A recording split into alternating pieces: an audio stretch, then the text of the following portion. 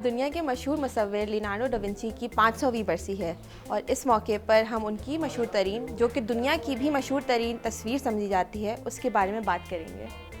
یہ جو ان کی پینٹنگ ہے، یہ انہوں نے اس کو بنانا شروع کیا تھا 1503 میں، اور خاص بات یہ ہے کہ یہ ساری زندگی اس کے اوپر کام کرتے رہے، مرتے دم تک یہ ان کے پاس رہی۔ ایک تو یہ خاص بات ہے اس میں۔ پھر دوسری اس میں یہ چیز ہے کہ ابھی تو یہ آپ کو کینوس پہ نظر آ رہی ہے، لیکن اوریجنل پینٹنگ جو تھی یہ انہوں نے لکڑی پہ بنائی تھی۔ تو یہ مطلب ووڈ پینل ان کو اس کو اسپیشلی ٹریٹ کر کے تو انہوں نے اس کے اوپر پینٹنگ بنائی تھی۔ تھوڑا سا یہ بتائیں گے کہ مونا لیزا خود کون تھی؟ مونا لیزا یہ فلورنس کا وہاں پہ ایک ریشم کا تاجر تھا، تو اس کی بیوی تھی، اور وہ جو تاجر تھا اس نے اسپیشلی کمیشن کیا تھا لیونارڈو کو کہ وہ اس کی بیوی کی اس کی پورٹریٹ بنائے، لیکن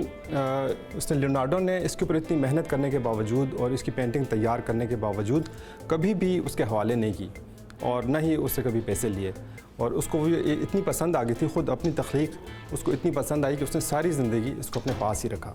یہ پینٹنگ کیوں اتنی مشہور ترین ہو گئی؟ ایک تو یہ ہے اس کا جو خاص اس کا پوز ہے، تو یہ بھی ایک طرح سے لیونارڈو ڈا ونچی نے اس کو ایجاد کیا، ورنہ اس سے پہلے عام طور پہ سائیڈ پوز لیا جاتا تھا۔ جس کی پورٹریٹ بنتی تھی اس کا سائیڈ پوز ہوتا تھا، تو یہ اگر آپ دیکھیں تو یہ تھوڑی سی مڑی ہوئی ہیں لیکن سامنے کی طرف دیکھ رہی ہیں۔ اس کی عجیب بات یہ ہے کہ آپ پورے کمرے میں جہاں بھی جائیں آپ کو لگے گا کہ جیسے اس کی آنکھیں آپ کو فالو کر رہی ہیں، تو یہ ایک بہت ہی خاص بات ہے جو کہ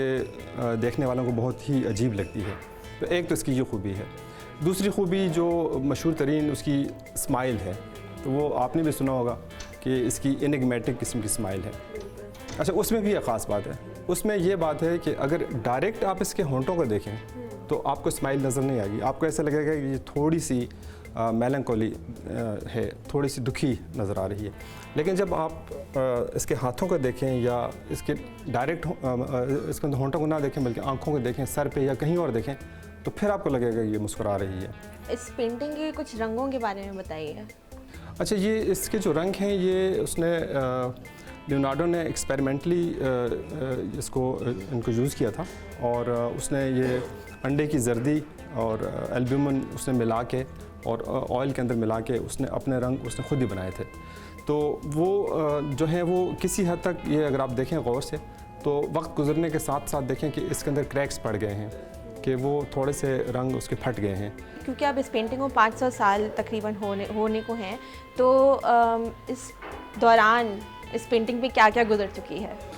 اٹلی کے کچھ لوگوں کا یہ دعویٰ تھا کہ اس کو واپس اٹلی میں آنا چاہیے، تو آج سے تقریباً 100 سال پہلے اس کو وہاں سے میوزیم سے چوری کر لیا گیا تھا،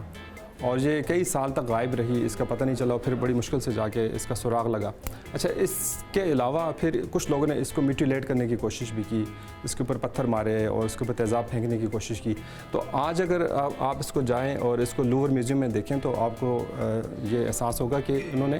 اس کے آگے بلٹ پروف انہوں نے گلاس لگایا ہوا ہے تاکہ کوئی اس کو اس طرح سے ڈیمیج نہ کر سکے، اور اس کے بالکل نزدیک آپ اس میں جا بھی نہیں سکتے، بلکہ انہوں نے ایک احاطہ سا بنایا ہوا ہے، تو وہاں دور سے کھڑے ہو کے آپ اس کو دیکھ سکتے ہیں۔ اندازاً آج مونا لیزا کی جو پینٹنگ ہے اس کی کیا قیمت ہوگی؟ اچھا، یہ چونکہ ایک طرح سے مطلب فرانس کا بلکہ پوری دنیا کا ایک طرح سے ثقافتی ورثہ ہے، تو اس لیے کبھی اس کو کسی نیلامی میں اس کو سیل کے لیے پیش نہیں کیا گیا، تو اس لیے آج تک اس کی قیمت لگی ہی نہیں ہے۔ البتہ ایک بار اس کو نیو یارک لے کے جانے کی کوشش کی گئی تھی، تو اس دوران اس کی انشورنس جو ہوئی تھی، تو یہ بھی آج سے کوئی 20 25 30 سال پرانی بات ہے، تو انشورنس کے وقت انہوں نے اس کی $500 ملین اس کی ایسٹیمیٹڈ پرائس لگائی تھی، وہ انشورنس